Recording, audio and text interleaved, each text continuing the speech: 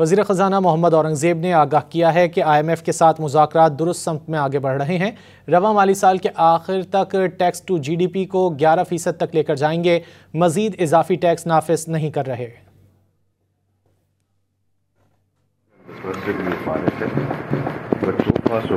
On time conclude हो जाएंगे 8 को।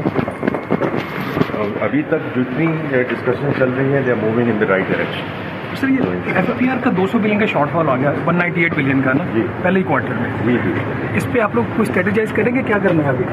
देखिए, हम रिमेन कमिटेड कि we want to get to FPR tax to GDP of 11% by end of this fiscal year. So we want to remain very committed to that target.